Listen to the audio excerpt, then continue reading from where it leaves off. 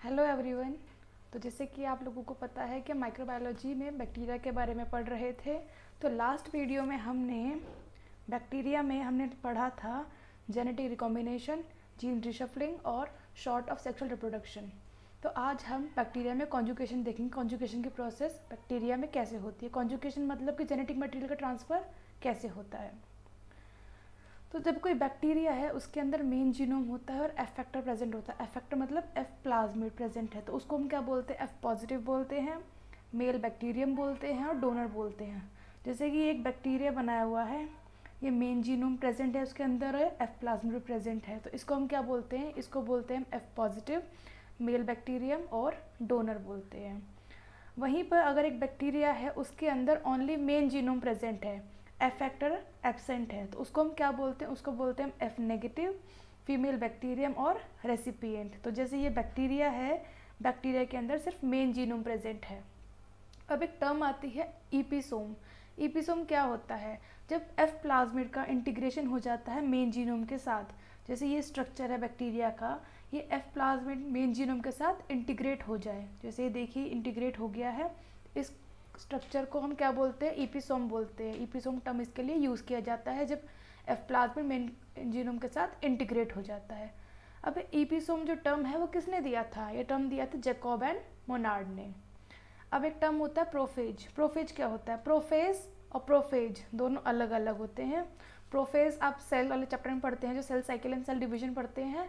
ये prophase bacteria में पढ़ रहे हैं हम। अगर जो वायरस का जीनोम जो होता है वो बैक्टीरिया के मेन जीनोम से अटैच हो जाता है, जब वायरस का जीनोम बैक्टीरिया के मेन जीनोम से अटैच हो जाता है तो उसे क्या बोलते हैं, हम प्रोफेज बोलते हैं। और इस तरह की सेल को हम क्या बोलते हैं, लाइसोजेनिक सेल बोलते हैं। अब एक टर्म आता है HFR सेल। उसकी फुल फॉर्म होती है, कई सारी होती है उसकी full form, high frequency recombinant, high frequency donor cell और हाई फर्टिलिटी रेट। तो ऐसी सेल जिसके अंदर ईपीसोम प्रेजेंट होता है, ईपीसोम मतलब एफ प्लाज्मिड का मेन जीनोम के साथ इंटीग्रेट हो जाता है, तो उसको क्या बोलते हैं, ईपीसोम बोलते हैं। तो जिस सेल में ईपीसोम पाया जाता है उसको हम क्या बोलते हैं, उसको बोलते हैं HFR मतलब high frequency recombinant, high frequency donor cell और हाई फर्टिलिटी रेट। अब एक और टर्म आता है एफ प्राइम और सुपरमेल। ये एफ प्राइम और सुपरमेल क्या होता है, जब मेन जीनोम के साथ, जैसे मेन जीनोम है उसके साथ कुछ part of F plasmid integrate हो जाए, मेन जीनोम के साथ एफ प्लाज्मिड का थोड़ा सा पार्ट इंटीग्रेट हो जाए, या फिर एफ प्लाज्मिड हो उसके साथ मेन जीनोम का थोड़ा सा पार्ट इंटीग्रेट हो जाए। एफ प्लाज्मिड है उसके साथ मेन जीनोम का थोड़ा सा पार्ट इंटीग्रेट हो जाए, तो इन दोनों को ही हम क्या बोलते हैं, एफ प्राइम बोलते हैं या फिर सुपर मेल बोलते हैं। अब जो कॉन्जुगेशन हम बैक्टीरिया में पढ़ रहे थे उसमें एक होता है नॉर्मल कॉन्जुगेशन और एक होता है हमारा एफडक्शन और सेक्सडक्शन, जिसमें कि एफ पॉजिटिव और एफ नेगेटिव के बीच में क्रॉसिंग होती है तो क्या होता है, और दूसरा क्या है सुपरमेल, जिसे एफ प्राइम भी बोलते हैं, और एफ नेगेटिव के बीच में, या फिर हाई फ्रीक्वेंसी रिकॉम्बिनेंट और एफ नेगेटिव के बीच में क्रॉस होता है तो क्या होता है। अब देखिए जैसे कि पहली बैक्टीरिया दिया हुआ है जिसमें मेन जीनोम है और इसमें एफ प्लाज्मिड क्या है, प्रेजेंट है, लेकिन जो सेकंड बैक्टीरिया है उसमें ओनली मेन जीनोम प्रेजेंट है। तो इसमें क्या होता है कि यहाँ पर कॉन्जुगेशन ट्यूब का फॉर्मेशन होता है। कॉन्जुगेशन ट्यूब का फॉर्मेशन होता है, फॉर्मेशन होने के बाद जो ये एफ प्लाज्मिड होती है यहाँ पर एक ट्यूब का फॉर्मेशन करके बैक्टीरिया के पास अपना थोड़ा सा पार्ट को भेज देती है। भेजने के बाद ये रेप्लिकेशन हो जाता है, तो रेप्लिकेशन होने के बाद जो दोनों सेल, दोनों पहले एफ पॉजिटिव और एफ नेगेटिव थी, तो रेप्लिकेशन हो जाता है, सेल वॉल बन जाती है बैक्टीरिया के अंदर, फिर दोनों ही क्या हो जाते हैं, इसमें भी एफ प्लाज्मिड प्रेजेंट था, फिर इसमें भी एफ प्लाज्मिड का फॉर्मेशन हो जाता है, तो फिर रेप्लिकेशन हो जाता है, तो दोनों ही सेल क्या हो जाती है, एफ पॉजिटिव हो जाते हैं। मतलब मेल डोनर, जो मैंने आपको बताया था, मेल डोनर बोलते हैं एफ पॉजिटिव को, और फीमेल को क्या बोलते हैं, रेसिपिएंट बोलते हैं। तो जब रेप्लिकेशन हो जाता है दोनों सेल क्या हो जाते हैं, एफ पॉजिटिव हो जाती है नॉर्मल कॉन्जुगेशन के अंदर। अब कुछ इंपॉर्टेंट बैक्टीरियाज के बारे में हम पढ़ेंगे, जिसमें सबसे पहले पढ़ेंगे हम आर्की बैक्टीरिया के बारे में। Archie bacteria most primitive bacteria, जो सबसे पहले आए थे बैक्टीरिया वो कौन से हैं, आर्की बैक्टीरिया। इनको एक नाम और दिया जाता है एक्सट्रीमोफाइल्स। एक्सट्रीमोफाइल्स क्यों बोलते हैं, क्योंकि ये एक्सट्रीम कंडीशंस में पाए जाते हैं, जहाँ पर मतलब सबका सर्वाइव करना पॉसिबल नहीं है, एक्सट्रीम कंडीशंस में पाए जाते हैं, इसलिए इनको हम एक्सट्रीमोफाइल्स भी बोलते हैं। अब जो इनकी सेल वॉल है वो किसकी बनी होती है? सेल वॉल बनी होती है स्यूडोम्यूरिन की। और स्यूडोम्यूरिन के अंदर क्या क्या होता है? नेग होता है और नेट भी होता है इसमें। तो नेग का फुल फॉर्म होती है एन एसिटाइल ग्लूकोसामाइन, और नेट की फुल फॉर्म क्या होती है? एनईटी की एन एसिटाइल टेलोसेमिन्यूरिक एसिड। तो इन दोनों के बीच में, नेग और नेट के बीच में क्या होता है? बीटा 1,3 ग्लाइकोसिडिक बॉन्ड होता है, जिसकी वजह से ये बहुत स्ट्रांगली अटैच होते हैं। और क्या होता है, जो बॉन्ड होता है ये हाईली रेजिस्टेंट बॉन्ड होता है, इसलिए इस बॉन्ड को लाइसोजाइम भी डाइजेस्ट नहीं कर पाता। और लाइसोजाइम क्या है? लाइसोजाइम है एक एंटीबैक्टीरियल एंजाइम है। अब प्लाज्मा मेम्ब्रेन कैसी होती है आर्कीबैक्टीरिया की? प्लाज्मा मेम्ब्रेन कैसी होती है? वो ब्रांच लिपिड होती है। इससे क्या होता है, जो इनकी मेम्ब्रेन की फ्लूइडिटी है वो कम होती है, और जो मेम्ब्रेन की स्टेबिलिटी है वो बढ़ती है, मतलब मेम्ब्रेन की स्टेबिलिटी प्रोवाइड कराते हैं। ब्रांच लिपिड की वजह से, क्योंकि इनके अंदर ब्रांच लिपिड होती है, मैंने अभी बताया आपको, जो प्लाज्मा मेम्ब्रेन के अंदर ब्रांच लिपिड होती है, तो ब्रांच लिपिड की वजह से ही जो आर्कीबैक्टीरिया होते हैं वो एक्सट्रीम कंडीशंस में सर्वाइव कर पाते हैं। और जो इनका जीनोम होता है, जीनोम कैसा होता है? इनका जीनोम होता है सर्कुलर डबल स्ट्रैंडेड डीएनए। अब कुछ टाइप्स दे रखे हैं आर्कीबैक्टीरिया के, जिसमें सबसे पहले है मिथेनोजेंस। तो मिथेनोजेंस कहाँ कहाँ पाए जाते हैं? मिथेनोजेंस पाए जाते हैं मार्शी एरिया में और कैटल के रूमिनेंट्स, कैटल के रूमिनेंट्स ही बोलते हैं, तो कैटल के र्यूमन में पाए जाते हैं, मार्शी एरिया में और कैटल के र्यूमन में पाए जाते हैं। ये एनारोबिक बैक्टीरिया होते हैं, मतलब कि ऑक्सीजन की एब्सेंस में भी ये सर्वाइव कर सकते हैं। इनके एग्जाम्पल है मिथेनोकोकस और मिथेनोबैक्टर। अभी दोनों में मिथेनोकोकस मिथेनोबैक्टर में दोनों में मिथेन आ रहा है, तो वहाँ से आप मान सकते हैं, मतलब समझ सकते हैं कि इसमें कुछ मिथेन का फंक्शन है, इसलिए इनका नाम ऐसा है। तो क्योंकि रिस्पॉन्सिबल होते हैं किसकी प्रोडक्शन के लिए? मिथेन की प्रोडक्शन के लिए। अब सेकेंड है हमारा हेलोफाइल्स। हेलोफाइल्स होते हैं सॉल्ट लवर्स होते हैं, और ये जब सॉल्ट लवर है तो ये एक्सट्रीम सलाइन कंडीशंस में इजीली रह सकते हैं। इनके अंदर एक पर्पल कलर पिगमेंट पाया जाता है, क्या नाम है उसका? बैक्टीरियोरोडोप्सिन। और इनका एग्जाम्पल दे रखा है क्या? हेलोबैक्टीरियम सेलिनेरम। जो फोटोसिंथेसिस होता है, जो आर्कीबैक्टीरिया है, कौन सा आर्कीबैक्टीरिया? हेलोबैक्टीरियम सेलिनेरम, जो कि हेलोफाइल्स है, वो क्लोरोफिल की एब्सेंस में क्या करता है? फोटोसिंथेसिस होती है उसके अंदर, वो भी किस पिगमेंट की हेल्प से? बैक्टीरियोरोडोप्सिन पिगमेंट। क्योंकि इसके अंदर पर्पल कलर पिगमेंट होता है बैक्टीरियोरोडोप्सिन, उसका फंक्शन यही है कि फोटोसिंथेसिस की ज़रूरत होती है, इसलिए। अब लाइट के प्रेजेंस में क्या करता है? बैक्टीरियोरोडोप्सिन प्रोड्यूस करता है एटीपी। एटीपी की फुल फॉर्म आप लोग मुझे कमेंट बॉक्स में बताएंगे, मैंने आपको पहले भी बताई है। अब थर्मो एसिडोफाइल्स क्या होते हैं? ये भी आर्कीबैक्टीरिया का टाइप है। ये क्या रहता है? थर्मो समझ में आता है कि टेम्परेचर की बात हो रही है, तो ये हाई टेम्परेचर में रह सकते हैं, हाई एसिडिटी में रह सकते हैं, मतलब कि लो पीएच हो तो भी ये इजीली सर्वाइव कर लेंगे। एग्जाम्पल दे रखा है थर्मस एक्वेटिकस, जो कि कहाँ पाए जाते हैं? सल्फर स्प्रिंग्स में पाए जाते हैं, मतलब बहुत ज़्यादा, जहाँ पर बहुत ज़्यादा गर्मी होती है वहाँ इजीली ये सर्वाइव कर सकते हैं। एग्जाम्पल है टैग पॉलीमरेज इसका एग्जाम्पल है। तो टैग मतलब TAQ मतलब थर्मस एक्वेटिकस को ही शॉर्ट में टैग बोलते हैं। तो DNA पॉलीमरेज जो ऑब्टेन्ड होता है थर्मस एक्वेटिकस से, उसका यूज़ कहाँ करते हैं हम? PCR। और PCR की फुल फॉर्म क्या होती है? Polymerase chain reaction. PCR की फुल फॉर्म है पॉलीमरेज चेन रिएक्शन। अब रिकेट्सिया क्या होता है? रिकेट्सिया होता है ग्रुप ऑफ बैक्टीरिया। तो ये ग्राम नेगेटिव होते हैं, नॉन मोटाइल होते हैं, मतलब मूवमेंट नहीं कर सकते, प्लियोमॉर्फिक होते हैं। प्लियोमॉर्फिक मतलब कि शेप को डिफरेंट फॉर्म में कन्वर्ट कर सकते हैं। एक होता है प्लियोमॉर्फिक और एक होता है पॉलीमॉर्फिक। पॉलीमॉर्फिक होता है कि किसी भी ग्रुप के बहुत सारे शेप्स हों, जैसे कोई भी ग्रुप है उसके बहुत सारे शेप्स हों, उसको क्या बोलते हैं? पॉलीमॉर्फिक, क्योंकि पॉली से समझ में आ रहा है कि बहुत सारी शेप्स की बात कर रहे हैं। अब रिकेट्सिया में क्या क्या डिजीज़ होती है? एक तो टाइफस फीवर और दूसरा रॉकी माउंटेन फीवर। तो इसको रिकेट्सिया नाम क्यों दिया? जो रिकेट्सिया ग्रुप ऑफ बैक्टीरिया है, नाम क्यों दिया? क्योंकि जिस साइंटिस्ट ने इनकी खोज की थी उनका नाम क्या था? टेलर रिकेट्स था। और उनकी जो डेथ हुई थी, इन टेलर रिकेट्स की, जब ये टाइफस फीवर के बारे में पढ़ाई कर रहे थे तभी इनकी डेथ हुई थी, इसी फीवर की वजह से। अब सेकेंड है स्पायरोचीट्स, स्पायरोचीट्स इसकी मतलब किस स्ट्रक्चर में पाए जाते हैं, मतलब किस शेप में पाए जाते हैं ये स्पायरल फॉर्म और हेलिकल फॉर्म में पाए जाते हैं और इनमें दोनों तरफ फ्लैजिला प्रेजेंट होता है। इसका एग्जाम्पल है ट्रिपोनिमा पैलिडम जो क्या कॉज करता है, सिफिलिस, और बोरेलिया होता है जो क्या कॉज करता है, रिलैप्सिंग फीवर। एंड थर्ड है एक्टिनोमाइसिटीज, ये एक फिलामेंटस बैक्टीरिया होता है, ये रिप्रोड्यूस करता है किसके थ्रू, कॉनिडिया के थ्रू। इसका एग्जाम्पल है फ्रैंकिया, नॉन लेग्यूमिनस प्लांट है। मैंने आपको लास्ट लेक्चर में शायद फ्रैंकिया के नॉन लेग्यूमिनस प्लांट के और भी एग्जाम्पल्स बताए थे, तो मुझे कमेंट बॉक्स में ज़रूर बताना कि मैंने क्या क्या एग्जाम्पल्स बताए थे। स्ट्रेप्टोमाइसिस क्या करता है, एंटीबायोटिक्स को प्रोड्यूस करता है। अब साइनोबैक्टीरिया को क्या बोलते हैं, ब्लू ग्रीन एल्गी बोलते हैं और मिक्सोफाइसी बोलते हैं।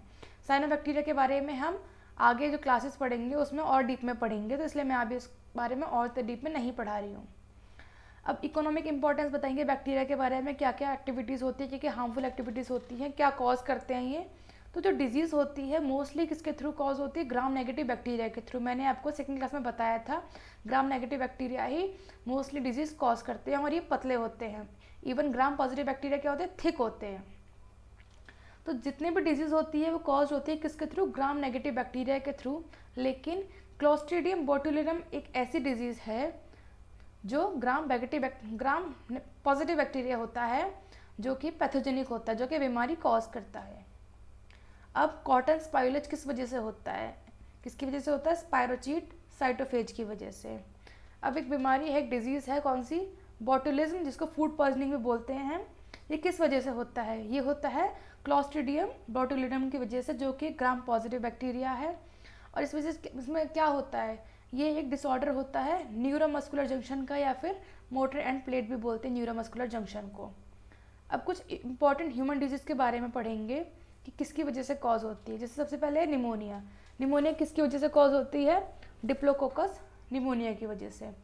अब टाइफाइड होती है साल्मोनेला टाइफी, इसको टाइफाइड मैरी भी बोलते हैं। और टाइफाइड को चेक करने के लिए कौन सा टेस्ट करवाते हैं, विडाल टेस्ट होता है।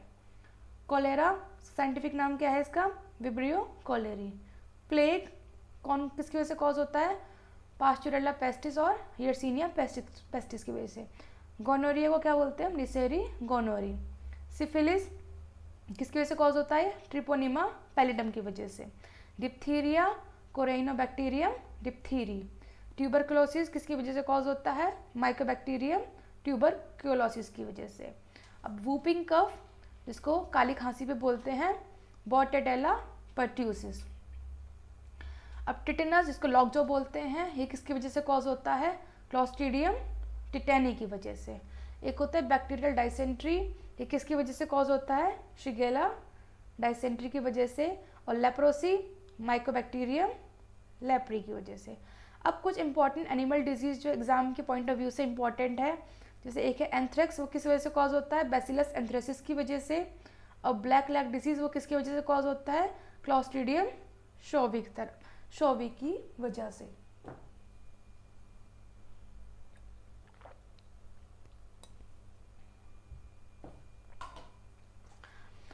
अब कुछ प्लांट डिजीज है जैसे कि सॉफ्ट रॉट ऑफ पोटैटो, ये किसकी वजह से कॉज होता है, स्यूडोमोनास सोलेनेसीरम। अब पोटैटो है तो पोटैटो सोलेनेसी फैमिली से बिलोंग करता है, तो वहाँ से आप इजीली याद कर सकते हैं कि किसकी बात हो रही है। अब सिट्रस सैंकर, अब जेंथोमोनास सिट्रीस में सिट्री आ रहा है तो यहाँ से सिट्रस, ऐसे आप इजीली लर्न कर सकते हैं। अब बैक्टीरियल ब्लाइट ऑफ पैडी, तो इसके लिए किसकी वजह से कॉज होता है, ये जेंथोमोनास ओराइजी की वजह से। अब fire blight of apple and peach, तो ये किसकी वजह से कॉज होता है, अर्वीनिया अमाइलोवोरा।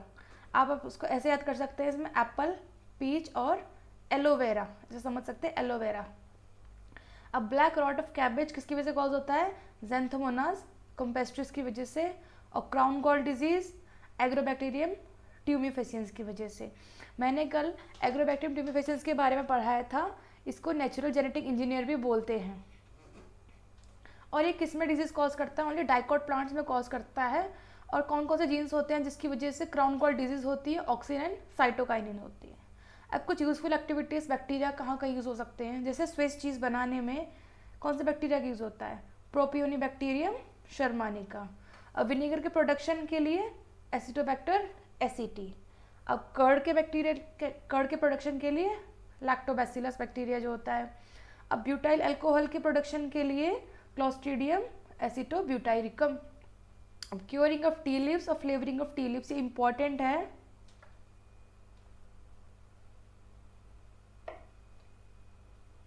इसके लिए कौन रिस्पॉन्सिबल है? माइकोकोकस कॉन्डिसेंस और बैसिलस मेगाथीरियम। अब पॉल्यूशन कंट्रोल के लिए स्यूडोमोनास प्यूटिडा, जो कि एक सुपर बग है और ऑयल ईटिंग बैक्टीरिया है, तो इसको किसने बनाया था? एक प्रोफेसर आनंद मोहन चक्रवर्ती थे। प्रोफेसर आनंद मोहन चक्रवर्ती ने इसे जेनेटिक इंजीनियरिंग के थ्रू प्रिपेयर किया था। किसको? स्यूडोमोनास प्यूटिडा को, जो कि एक सुपर बग है और ऑयल ईटिंग बैक्टीरिया है। अब कुछ वेक्टर है प्लांट्स के लिए, क्या नाम है उसका? Agrobacterium tumefaciens. मैंने आपको बताया अभी ऊपर, उसको क्या बोलते हैं? हम नेचुरल जेनेटिक इंजीनियर बोलते हैं। अब जो एंटीबायोटिक टर्म है उसे किसने दिया था? एंटीबायोटिक टर्म दिया था किसने? वैक्समैन ने दिया था। और फर्स्ट एंटीबायोटिक क्या थी, कौन थी? पेनिसिलिन थी, जिसको क्या बोलते हैं? वंडर ड्रग बोलते हैं। इसकी डिस्कवरी किसने की थी? अलेक्जेंडर फ्लेमिंग ने की थी। किसके अंदर? पेनिसिलियम नोटेटम के अंदर। एक्चुअली ये जो डिस्कवरी थी, ये चांस डिस्कवरी थी, क्योंकि वो खोज कुछ और कर रहे थे, डिस्कवर कुछ और हो गया, तो इसको हम सेरेंडिपिटी भी बोलते हैं या फिर चांस डिस्कवरी भी बोलते हैं। अब स्ट्रेप्टोमाइसिन भी एक एंटीबायोटिक है जो कहाँ से ऑब्टेन की जाती है? स्ट्रेप्टोमाइसिस ग्रीसियस से। सारे जितने भी वो दे रखे हैं आपको, एंटीबायोटिक्स दे रखे, सारे लर्न कर लेना, इंपॉर्टेंट है एग्जाम पॉइंट ऑफ व्यू से। अब क्लोरामफेनिकोल किसने कहाँ से ऑब्टेन करी थी? स्ट्रेप्टोमाइसिस वेनेजुएली से। नियोमाइसिन कहाँ से ऑब्टेन होती है? स्ट्रेप्टोमाइसिस फ्रेडी से। टेट्रासाइक्लिन कहाँ से ऑब्टेन होती है? स्ट्रेप्टोमाइसिस ओरियोफेसियन से। और ऑक्सीटेट्रासाइलिन, क्या नाम है? ऑक्सीटेट्रासाइलिन, जिसका दूसरा नाम क्या है? टेरामाइसिन।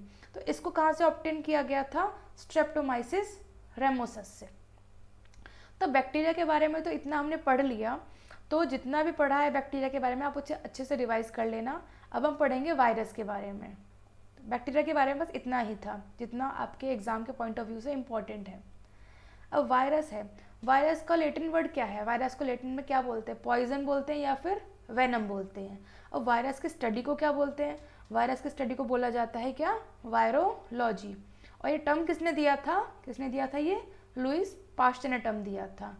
और जो डिस्कवरी हुई थी टोबैक मोसेक वायरस की, वो किसने की थी? वो की थी इवानोव्स्की ने। कब की थी? 1892 में की थी। और जो सबसे पहले डिस्कवरी, जो वायरस की डिस्कवरी हुई थी, वो कौन सा वायरस था? टोबैको मोसेक वायरस ही सबसे पहला वायरस था जिसकी डिस्कवरी हुई थी। और वो किसने की थी? इवानोव्स्की ने की थी। कब? 1892 में।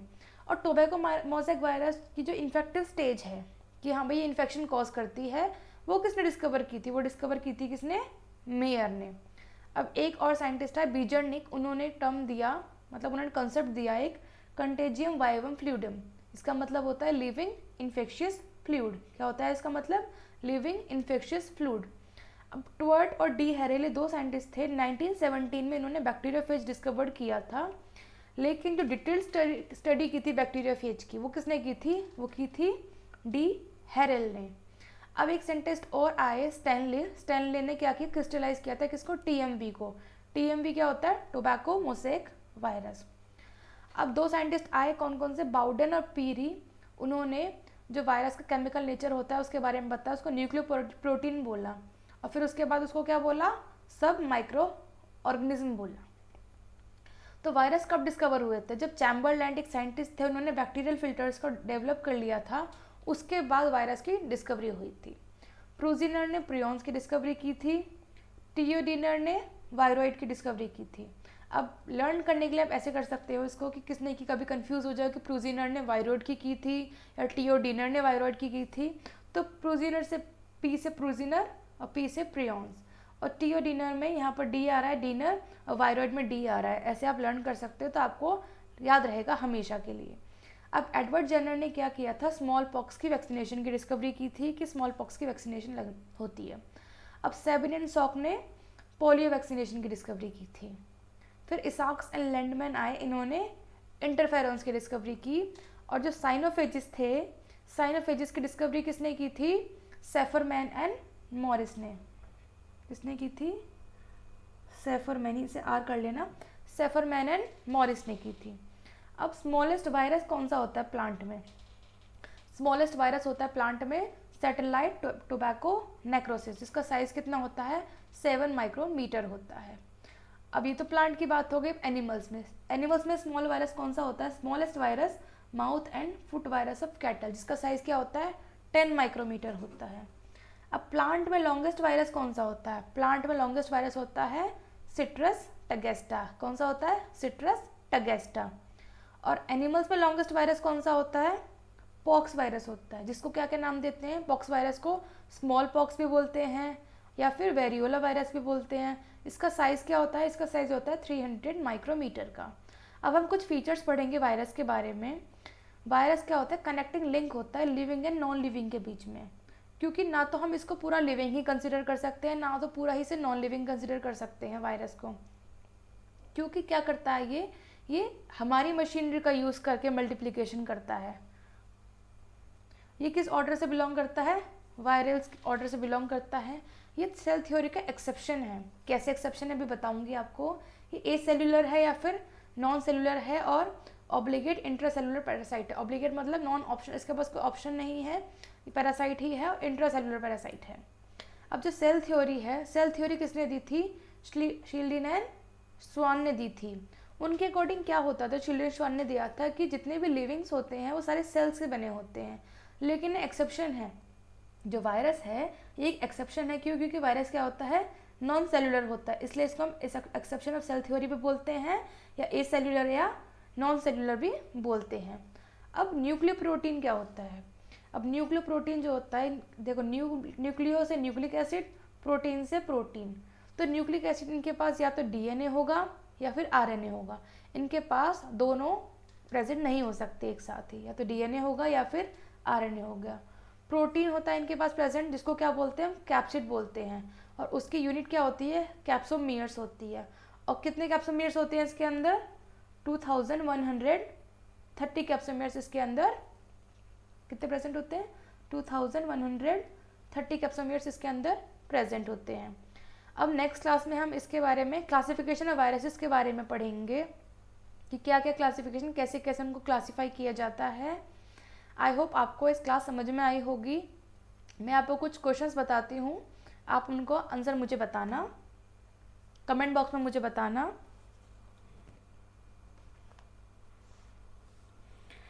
एक तो आप मुझे बताना क्वेश्चन, जो सुपरबग है, सुपरबग की किसने प्रिपेयर किया था? सुपरबग को कैसे प्रिपेयर किया था? किस मेथड के थ्रू प्रिपेयर किया था? और मैंने एक बताया था आपको एग्रोबैक्टीरियम